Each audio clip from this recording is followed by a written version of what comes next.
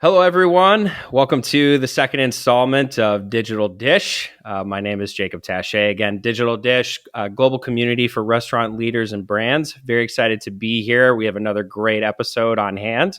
I'm here with a very special guest who we'll get to in just a minute. Today, we're going to be covering a lot of technology. I know technology conversations are always being had in our industry in the quick service and fast casual space. So we're very excited to speak to one of our own subject matter experts at Tilster here. We're going to talk all things technology. We're also going to get into a lot of technical conversations, I'm sure. So without further ado, I'm going to introduce here. We have Ram Jayaraman, who's our VP of Software Engineering at Tilster. Ram, thank you for coming on. It's great to have you. Same here, Jacob. Thank you so much. Absolutely. So Ram, before we kind of get into conversations, I'll just quickly give the floor to you. Just a quick little brief introduction as to who you are and what you do at Tilster. Absolutely. Thank you. Thanks again, Jacob. As Jacob just said, I am the VP of Engineering here at Tilster, and I am primarily responsible for all our in-store technology. Name it the kiosk, pay at table, order-ready boards, etc. As well as I oversee all our POS and third-party integrations. Like loyalty, rewards, recommendations, etc. So it's both in-store and above-store product lines that I'm responsible for. And I've been with Tilster for give or take about 5 years now, and then I've had a long tech history. That's where I come from. That's it, Jacob. Perfect. Give me 1 second here. There we go. So I know we're going to be, again, talking a lot of technology here, but where I want to start, I really, again, our conversations are always meant to be at the end of the day for and about the restaurant brand. So I obviously want to start there. So before we get into the specifics, one question I want to kind of set you up for here, Ram, and get your insight on is, as it relates to technology, what are customer, restaurant brands coming to you for? What are they curious about related to technology? What are they wanting to learn about with various solutions? Let's start there. Sure. As you know, post-pandemic, right, over the last 3 years, that's where, everybody wants to discuss tech. Everybody in this space wants to discuss tech. And essentially, if you realize there's two terms that have been coined, CNC is what I call it, connected and contactless. That's where everybody is headed towards. And that's where most of the technology that's coming along is all around those aspects. Now that said, there's a lot of tech available out there. There are solution providers that provide online solutions, web solutions, mobile solutions, kiosks. But the common question that customers always have is, how do all these things come together? That's what I hear all the time. Most of the times it's about, hey, common pain points. I already have so much tech in my restaurant. How do these things talk to each other? How do I get my reports? How do I know how much sales I did through my online channels versus my in-store channels? Right? Simple solutions, simple questions from there to all the way to how are my systems performing? How is my menu? Are you able to offer the menu that I serve in my restaurant? Right? So it's basically a whole gamut of things, and that's where most of the conversations come around.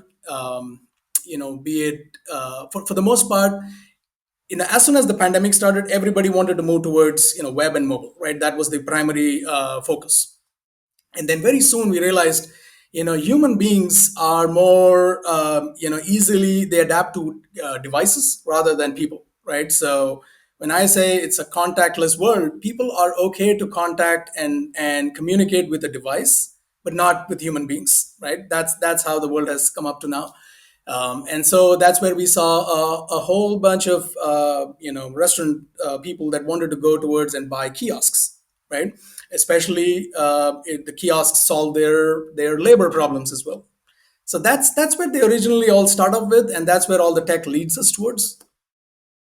Yeah, that's really interesting, and I actually, it's a fantastic segue into getting into more specifics around like the actual applications and things like that. Because as you said, restaurants have been thrown into a whirlwind over the last 2 to 3 years as it relates to technology. I mean, consumers were already gravitating that way, but it's kind of forced their hand, right, with the pandemic and just, the digital trend overall. So, with having a lot thrown at them from a tech perspective, new providers coming into the space. I know we've obviously seen a lot of VC backed companies come in and, everyone likes to use the term disrupt, right? Disrupt the space. I want to build on the specifics related to platforms. What specific technology? We mentioned kiosk and responsive web and mobile app, but what are others that are top of mind right now for brands, and what are they Sure. Yeah. evaluating? Absolutely. So web, mobile being the top, right? That's what everybody wants to get. Everybody to be able to order remotely. In addition to that, there is third-party marketplace, right? So everybody wants to get on the Uber Eats and the DoorDashes of the world, right? They want to make their presence there. Obviously, delivery has become a big thing.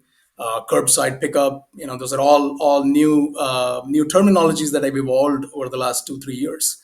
Um, and then, in addition to that, there's always, everybody wants to know their customers as well, right? So that's where loyalty, branding, couponing, and all those things come into play. Within the store, now you have digital menu boards, kitchen management systems, OMS, order ready boards. There's a gamut of new payment providers that have come out, right? There's new ways of contactless payments, through QR codes. And we talked about kiosks. Believe it or not, even things like cash dispensers are coming back into play now within the stores, right? People want, again, just all stemming from the same fact that everybody wants a contactless solution.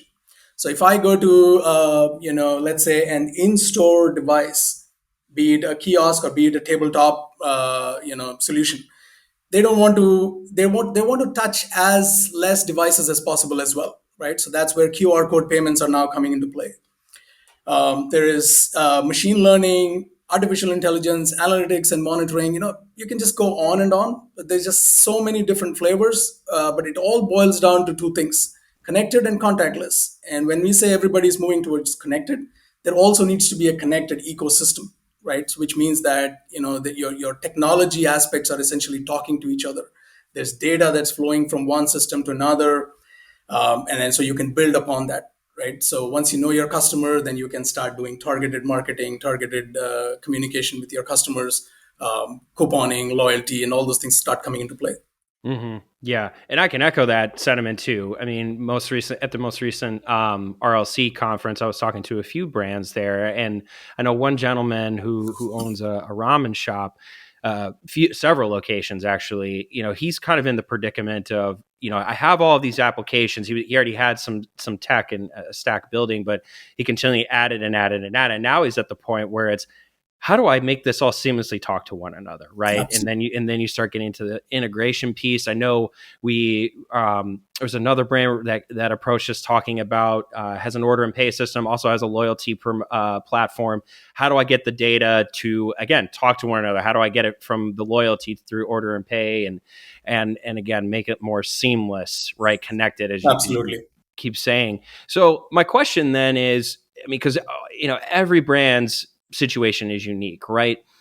Do you find that they often know what technology is right for their brand, or are you having to kind of educate them, along the decision making, as part of the decision making process? And are there any specific areas that can continually come up in those conversations?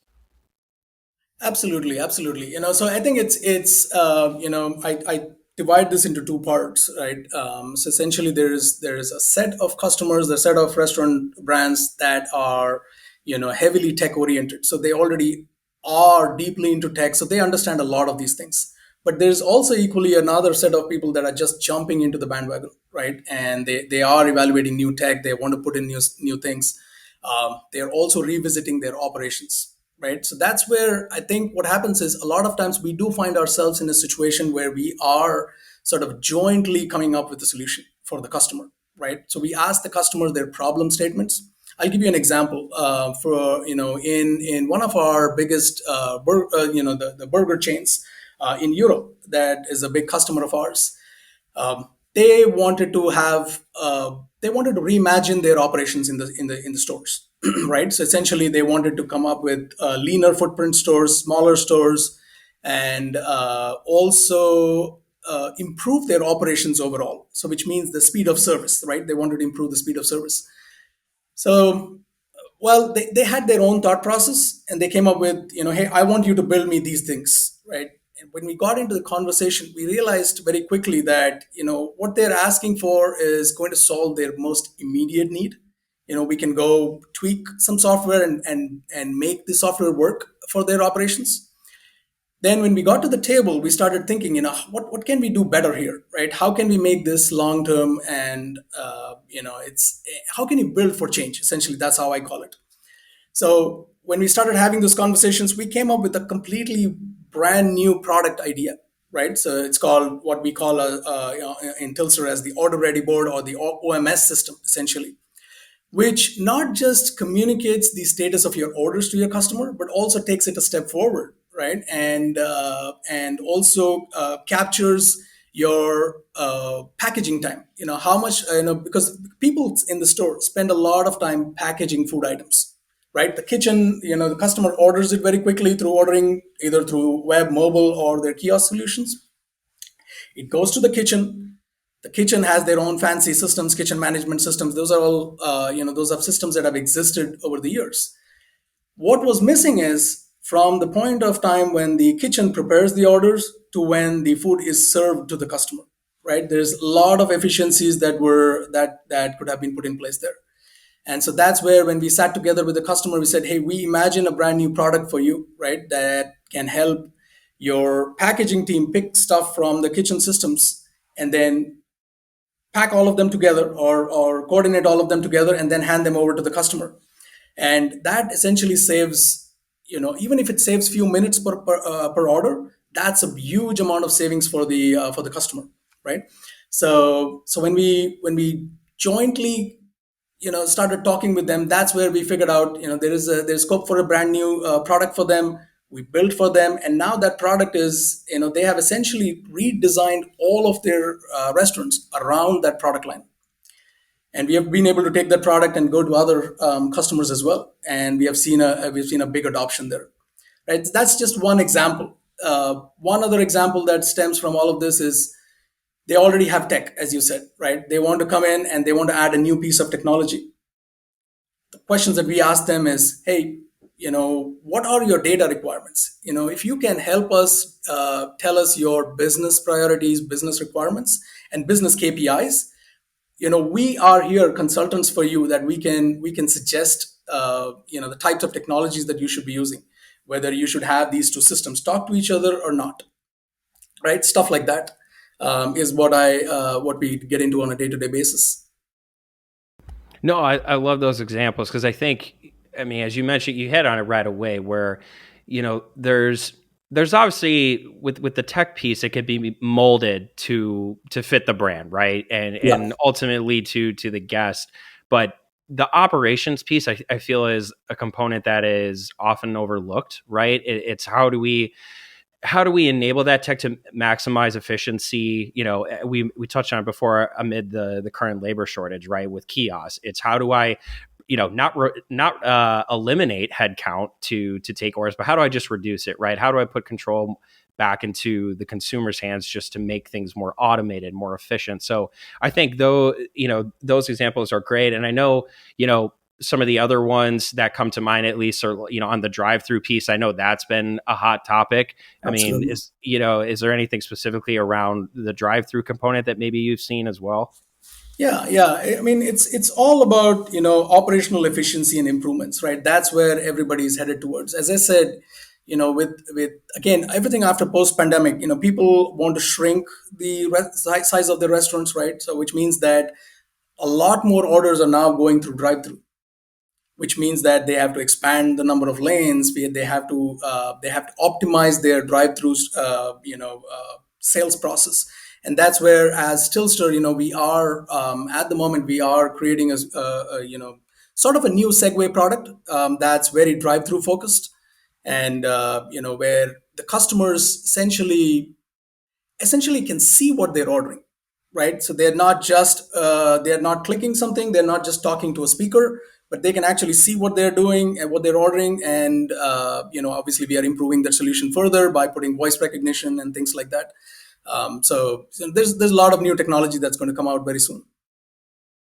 I think it's well said, and looking forward to it too. So, and I actually want to build on the example you gave with the burger chain a bit more, because again, I want to come back to how we look to help brands maximize their ROI from these investments, right? Because these are not small investments by any Absolutely. stretch of imagination, right? And I know it kind of speaks to at least the Tilster story, where we got started as a kiosk company, and oftentimes we were replacing existing technology, right? And then we started to see the role of e-commerce and how that was starting to play a factor in the industry. And then now we offer a lot of solutions between an e-commerce ordering platform, the kiosk, loyalty, responsive mobile web, data, all that good stuff. So based on what customers were telling us, how were we able to actually help them become more successful in leveraging their tech? Absolutely. If you see most of our product offerings at Tilster, right? We have in-store solutions and we have above-store solutions. That's how I sort of distinguish between both.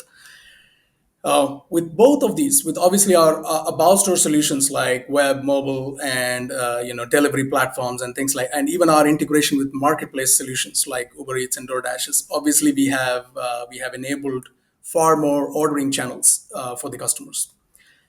Secondly, if I move on to in-store, we talked about a lot of our operational improvements that have led to brand new technology that's being put into these stores, right? So, a lot of things that we have seen is, stores have been able to shrink, right? Which means that they can have smaller, less efficient teams, or smaller and more efficient teams. They don't necessarily need to have people standing at the counter, but essentially they can take the same set of people and put them to other pieces of work, right? So just because you have a kiosk in a store doesn't mean that you are getting rid of employees, right? You can basically are taking those employees and just transitioning them to better usage. There's also reduce food wastage. There's a lot of solutions that we have built around that, right? So as I said, this burger chain that we talked about took the solution that we built in, and they were able to achieve a lot of reduction in food wastage. We have also seen a lot of an increase in average check size, right? Essentially things like self-ordering terminals or your web mobile solutions, they give the menu in the hands of the customer, and the customer is now at their own free will, they can look at items. There's not a person that's standing in front of you and trying to judge you, right? You can add as many things as you want into your cart. And we have seen a dramatic increase in average checks when you go to solutions like the self-ordering terminals or your web mobile solutions.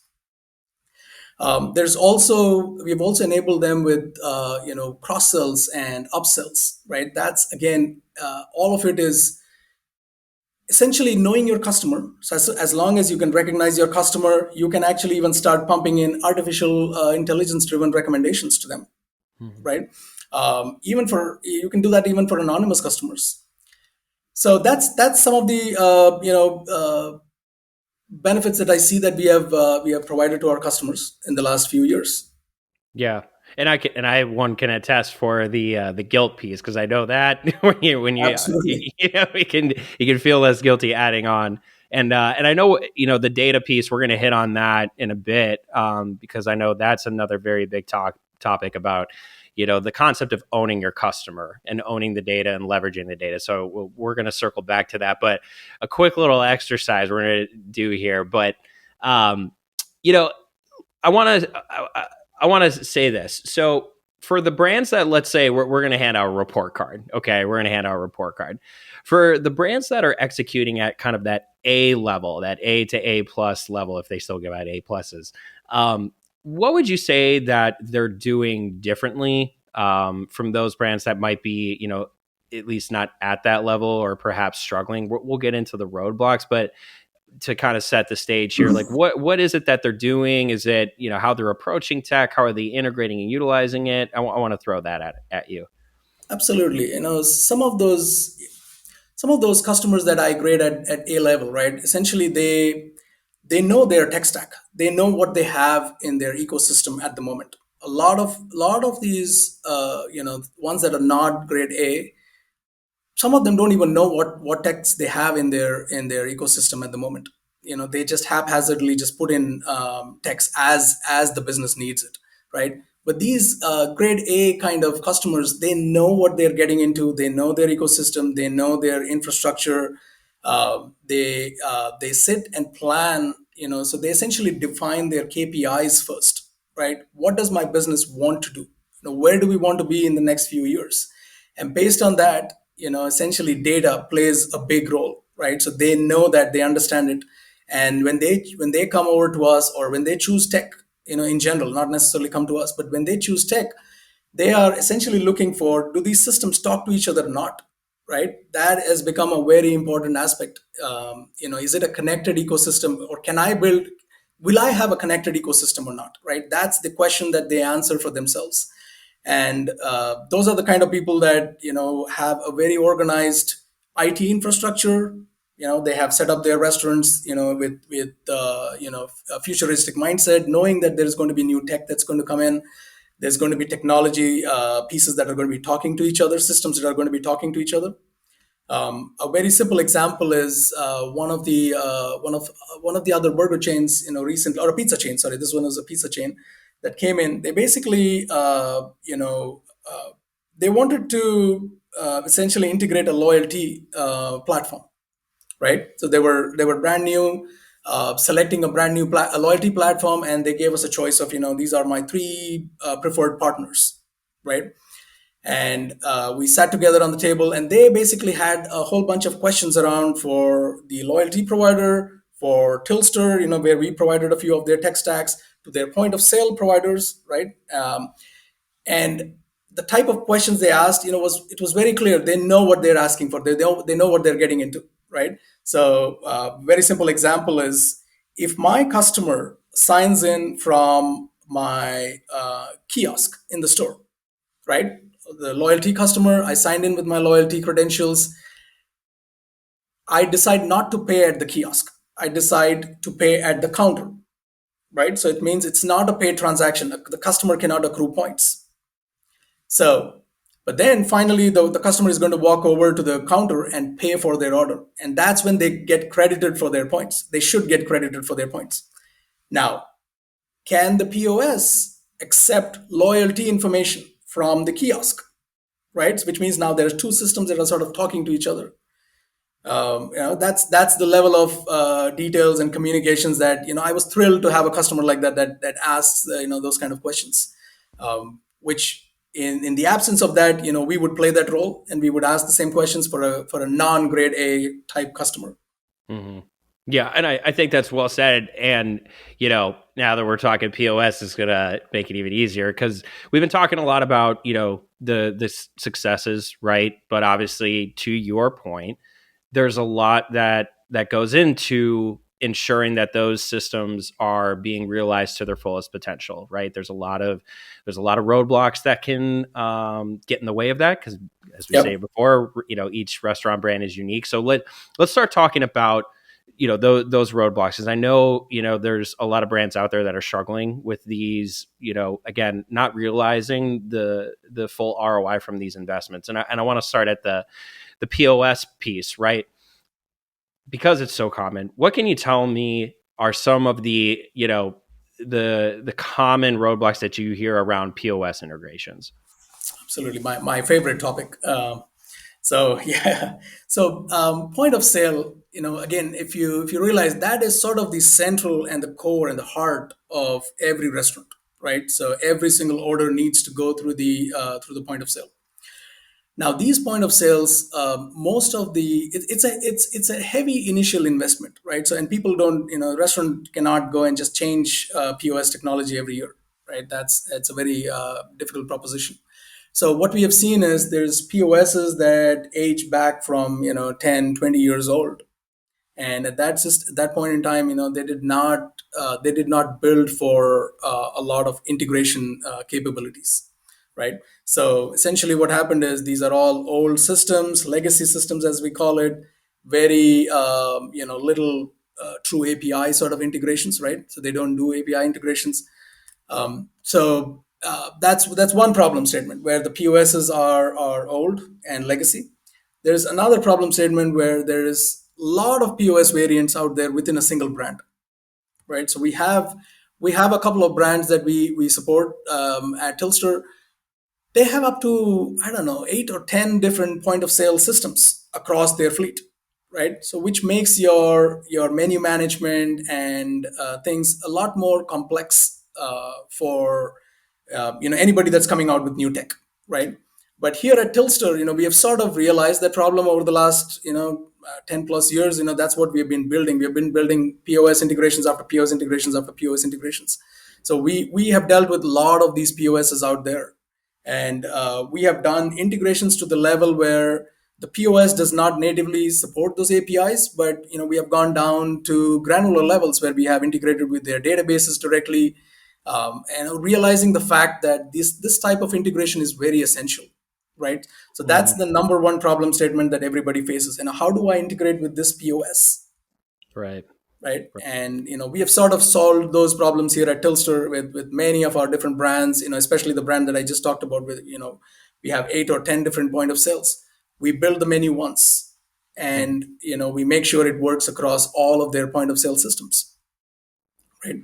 Another big challenge that we have seen with the point of sale systems again is as you know, the restaurant industry is very franchise oriented, right? So there Right. is franchisees, and even up to the level of a single restaurant, sometimes they want to have a very different menu structure for themselves. They want to sell a menu that other franchisees don't. It may not be entirely different. They're just variants of it. One of the examples is one of the chicken brands that we have. uh, they let you substitute your thigh with leg pieces and stuff like that, right? But it's fine for a couple of those restaurants. They said, yeah, it's fine. I don't charge any extra price for replacing a leg with a breast piece, right? And but then there came a few more of these restaurant owners that came and said, no, no, no, I'm going to charge higher for breast. Breast costs extra, right? Chicken breast costs extra, so I can't give it away. So obviously we have seen those kind of problems as well. What we have seen is when we talk to any of these franchisees, they have dealt with other technology vendors, and that's been their number one complaint. The solution that they provide does not cater to what I sell in my restaurant, right? Mm. Again, common problem statements that we have heard. We have developed solutions around it. We have a pretty big pizza chain again that I don't know, I want to say they have 150 plus locations, and out of that at least they have 75 different variants of menus, Wow. right? Now our technology here has enabled us to be able to support that with minimal effort on our end. Mhm. Otherwise it's going to be a catastrophe if you have to support 75 different menus. Right. Right. Well, and so let me throw this at you then. With all of that, okay, we've seen more and more of the POS providers themselves marketing that they can do it all. And what I mean by that is handle the online ordering piece, right? So my question to you then is, why would a brand, let's say, entertain choosing, another provider if their POS, provider is already saying that they can do it all? Because again, I know that there's been a lot of that. So what say you? Yeah, yeah. Again, it all pretty much points back to most of these POS systems are pretty old, right? And they are legacy platforms. For them to pivot and get into this modern era using modern technologies, using cutting edge technologies, has been a challenge. We have seen a lot of these companies come up and say we can do it all. I can name at least three of them right away off the top of my head, where they have evaluated their tech. They have tried to put it in, but the fact that they cannot. A lot of times, when you're deeply ingrained into a certain product line, it's very difficult for you to come out of it and think out of the box. Sure. right? And so we have seen them try to build, for example, a kiosk. We had a POS company that said, I have kiosks, use my kiosks, right? Mm, Essentially, what their kiosk was with just some pretty pictures on top of their POS, interesting. right? Which doesn't solve the need, right? With different ordering channels, there's different ways in which you communicate with your customer. Hmm. It's not just you're just not standing in front of a website or a kiosk and saying, I just want a chicken piece, right? You Right. want to be able to take it, you want to be able to customize it, you want to be able to spend your time with it, you want to be able to change quantities, right? Hmm. And then on top of that, you want to be able to provide them upsells and cross sells, Right. right? Right. So very very important for if you want to improve your average check sizes. These are very important pieces. Right. So a lot of these POS companies, have not reached there. They've Sure. tried. It's going to be a difficult proposition because it's like, some of these POS companies are very large, right? So it's like an elephant trying to pivot is very difficult, Hmm. right? And that's where they keep stumbling, most of the times. And Hmm. that's where companies like us, who have already sort of, our bread and butter has always been integration, right? That's Right. how we started off our business with, right? And so we know how to integrate with multiple systems. We have the know-how of all the modern technologies, be it cloud, be it serverless, right? We know how to operate things at scale, because once you go to a responsive web app or mobile, you need to start thinking scale, right? Right. You can have now you just don't have 100 customers per store. You have millions of customers across the fleet, right? Hmm. So that's Right. that's how your thought process changes. And that's where I believe, companies like us, stand a better chance than a POS company. Yeah. Well, and I want to build on, what you're saying with the scalability, and I think another word we could probably throw in there is the flexibility, right? Flexibility. Right. And we've been hitting on it, and I want to just quickly address it up front and direct here. The challenges related to as I build my tech, right? I bring on a new platform and add it to my stack. What is it that makes doing that thing, right, executing and actually integrating and building upon that existing stack very difficult? And I know there's a lot that goes into that, but I mean, how would you kind of summarize that? Because I feel like that task alone is often underestimated from a difficulty standpoint. Absolutely, yeah. Yeah, it boils down to, one or two things essentially, right? It boils down to how flexible are these two systems that are going to talk to each other, right? Can these systems talk to each other? Can these systems integrate with each other, right? So which means that, do I already have existing APIs that the system can communicate with each other or not, right? It also boils down to, a business may have a certain set of KPIs, right? They want to monitor themselves. They want to, track themselves according to certain KPIs. Can these two systems talk to each other and meet those needs, right? Or do we have to build a third system that basically acts like a bridge between these two systems, right? Now that's what sort of, increases or decreases the complexity of bringing in new tech into your existing tech stack, right? So it's all about interoperability and, how flexible they are, right? So is it going to be an ecosystem, or is it going to be just a bunch of haphazard, solutions that are going to sit together, and then you need a middleware that's basically bridging all the gap, right? Hmm. We have seen both, right? And both solutions work. One is obviously much nicer than the other. But we do have, we always, get into situations where we have to build a data platform for the customer, right? A Hmm. data platform that doesn't necessarily sit into individual texts, but sits outside, right? And then we somehow funnel data from each of these systems, aggregate them, and then be able to funnel them back into these systems that are capable of consuming them.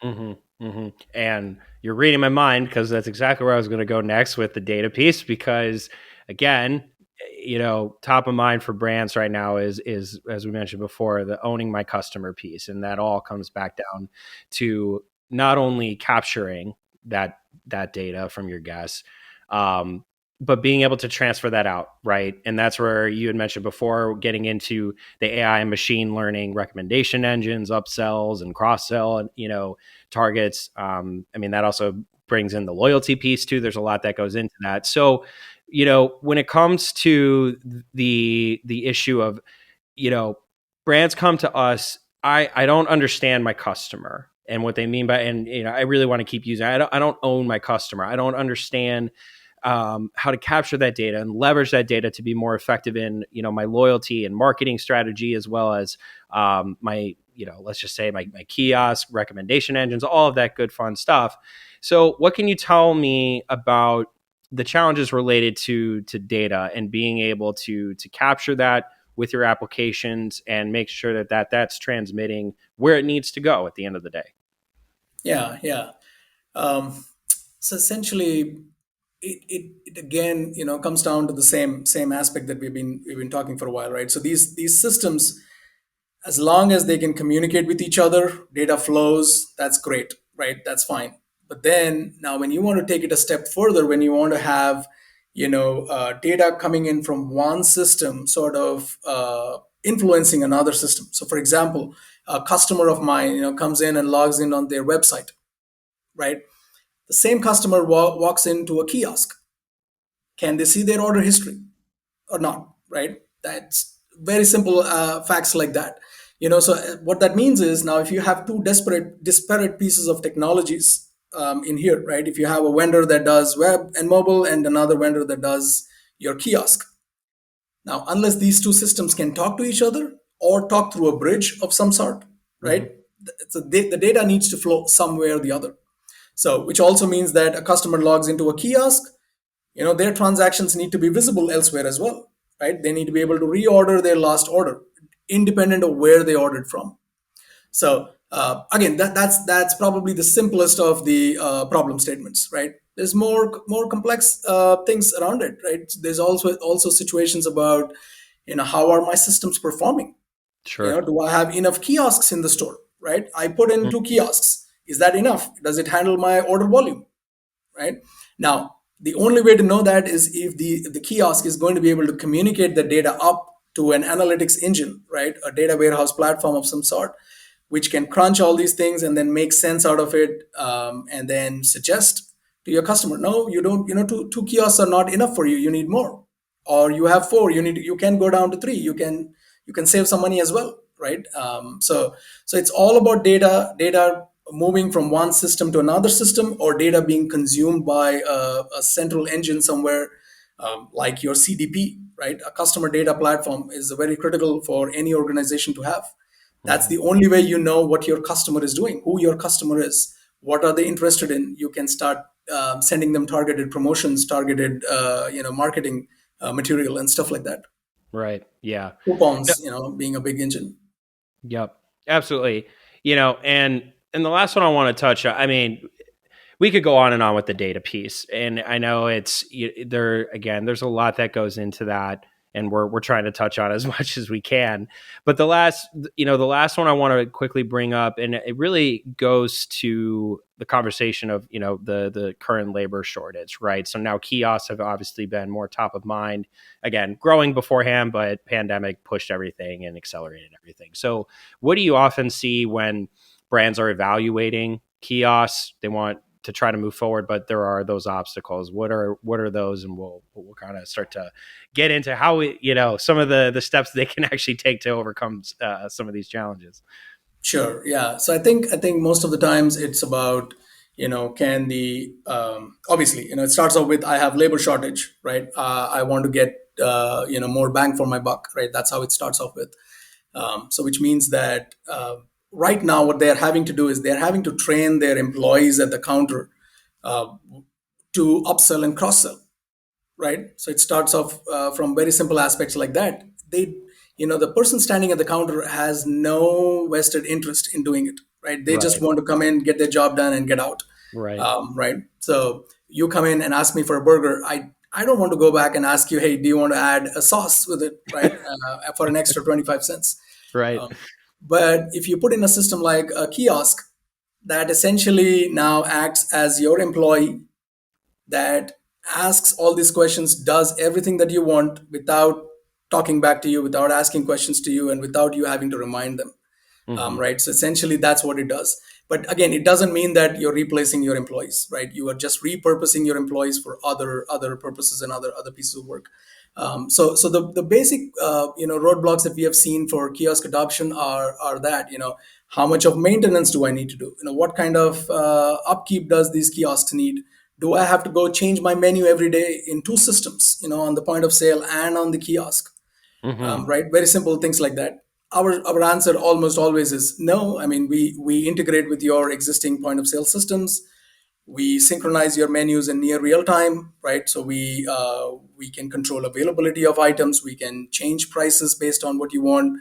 We can control what menu you want based on the time of day, right? A lot of times, you're based on the time of day, you want to show a different menu. For example, one of our burger customers, again in the US, they introduced a late night menu, Mm. right? Now, if you were going to do this through your employee, you would have to go train them, right? You'd have to go first, teach them a new script. Lots of But on the headaches. kiosk, it's hit 7 p.m. It automatically changes the menu, and now you have a reduced menu, an evening menu. Right. So that's the advantage of getting into solutions like a kiosk. Typical roadblocks are usually mental roadblocks, right? It's once you get past that, the kiosks have a high ROI, right? So Mhm. essentially, your average checks goes up pretty dramatically. We have seen 40 to 50% increase in average checks and things like that. Mhm. So that's usually our counter argument for any type of mental blocks that customers have. Yeah. And we have seen this take off dramatically. Customers that were not interested in a self ordering terminal until about 6 months ago, there's like a bunch of people that have now come in and they want to add kiosks in the Right. mix because they've realized, it's one of the most important ordering channels now in store.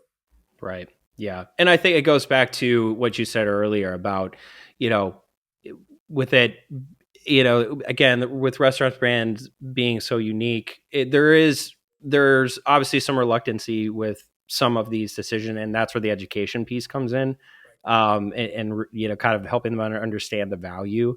But again, I think it's really well said on that piece. And so we talked obviously success, roadblocks. I want to start to wrap up here and get it. Again, we could go all day long about how to overcome these.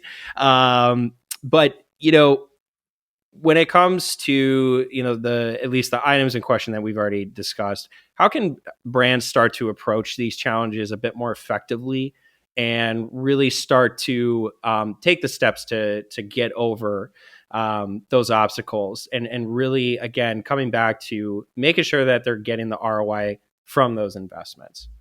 Absolutely. One of the points that I did not hit in the roadblocks, is also standardization of their infrastructure, right? Knowing their lay of the land, knowing the systems that they have in the works right now. Those are some of the things that I also want to touch upon. When we say how can brands get started, right? How can they make this a success? Essentially, my first and the primary input all the time is know your landscape, right? Know your ecosystem. So you need to have an enterprise level tech view of everything that's available in your fleet, right? So what are the different pieces of systems? What are the point of sale systems? What are the kitchen management systems? What type of online ordering systems do you support? What is your loyalty platform? Do you have one or more, right? So as long as you know all of these, your ingress and egress from the store to the cloud, to your third party integrations, as long as you know that, it's going to be very easy for you to go come in and fit another piece of technology. That's going to make it a lot more simpler. You also need to standardize your security and infrastructure. What we have seen is, again, this being a very distributed model, it all being very franchise oriented. We've seen that there's a lot of leeway given to individual franchisees to control their own IT infrastructure and security infrastructure, right? If there is a way for you to consolidate that and standardize it across the fleet, you're going to get the best success of all, right? So essentially, when you introduce a new piece of technology, you are introducing a new risk into your environment, right? So it's very important for you to know the lay of the land, and make sure you're, it's a secure, you're securing that piece of technology that you're going to fit into the restaurants. Hmm. The third piece is, know your business KPIs. Come with a vision, right? So as long as you have a business vision, your tech can come in to support that business vision, right? Rather than the other way around. You don't want to put a tech in there and then say, okay, now let me define my business goals, right? Right. That sort of, putting the cart before the horse. So essentially, if you set up all these three pieces, identify the fourth one is basically identify your solution partners, right? Can they Mm. provide you an ecosystem type solution where, for example, at Tilster, we make sure that every piece of technology that we build can talk to every other piece of technology that we have built as well, right? Right. So which means that the data can flow between these systems. So that's my education to the customer as well. Ask those questions. Be very candid about them, right? We should not go based on your vendors telling you that, don't worry, let's put this in and then we'll figure out the data part later, right? Your data and your business KPIs have to come first, and Hmm. then you define your technology after that. You also need to identify areas of operational impact when you put in a new piece of technology, right? So for example, I talked about the order ready servers and the OMS system that we have that we put in place. Hmm. When a technology like that comes in, there is a little bit of adjustment to your operations that needs to be accounted for, Hmm. right? So identify that and make sure that that's top in thought for you, so that you can address it via training and things like that. Hmm. Even simple things like, if I add a new ordering channel, right? If I'm now going to start getting orders from web, mobile, or my marketplace, it has direct impact to your operations, Hmm. right? Now you're going to get a lot more ordering sources. You have to have different lines for them. So essentially, understand what you're getting into, Yeah. before understand what's the operational impact, because sometimes that can be pretty intensive, right? Mm. Depending on what you're signing up for. Yeah. Yeah. And I think all of that is great advice. And and with those steps, are there, specific pieces of tech, we're talking emerging tech, that either they should be aware of, or at least, you personally are seeing kind of, new innovation and just new levels of impact, across operations, leveraging tech? Like, what are you seeing with kind of those emerging trends? Absolutely, absolutely, a lot. I mean, I have a big list. I can just keep going on. There are very simple things like improving your drive-through Hmm. solution, right? Or improving your kitchen operations, all the way to introducing conversational AI and gesture-based ordering, right? So it's all about contactless, as we said. Now, if you were to take a kiosk and you could make a kiosk a touchless kiosk, right? Solutions like that exist. We ourselves at Tilster, we do offer that as well. But you need to take them a step forward. You're going to see over the next few years that you're going to be able to do gesture-based controls on your kiosk, voice-based controls on your kiosks. You can do order and pay at table, which systems like that already exist, but you're going to see more and more innovations in those. Hmm. We're going to see a lot more usage of robotics going forward. We're already seeing, a few of our customers in Europe. They've already had, instead of a human going and serving the food on the tables, they have robotics and robots that are going in, as long as you have a table number integrated with your kiosk or with your on the counter ordering solutions, Hmm. that's possible. There's a lot of innovations happening on the back of house operational improvements, whether it be the OMS or the kitchen management system, the order ready servers that I talked about, line busters, point of sale. A lot of point of sales are also are improving, right? I did say Hmm. that they're all legacy systems, but they're showing signs of improvement there. So they're putting a lot of new technology out there that can help the in-store operations for the most part. Hmm. We have loyalty, we have recommendation engines. We are also going to have a lot more AI that we're going to see over the next few years, Sure. being used in different places, right? Yeah. again, a lot of us have known about AI in terms of just doing upsells and cross sells on your web platform or on your kiosk platforms. Hmm. But we are seeing, we are actually experimenting a lot of solutions right now, even to improve the drive through solutions using AI. Right, so you are sitting in a car. A lot of times you come with your pre-thought in terms of what you want to order, but Right. then when you see something else flash in front of you, your mind could change, Hmm. right? And it could be based on time of day, it could be based on who you are, what you have historically ordered, and stuff like that. Hmm. So that's just to name a few. There's a lot more out there, Yeah. that's coming along. Yeah, absolutely. I think it's really exciting. And I know we're involved in some of those already. So, but Ram, we've been talking a lot. I have a feeling I'm going to be talking to you again here in the near future. I want to thank you for coming on Digital Dish. I know we talked about a lot. So, for the folks out there, if you have questions for us, please submit those at marketing@tilster.com. I will make sure Ram sees those, and we'll get those answered for you.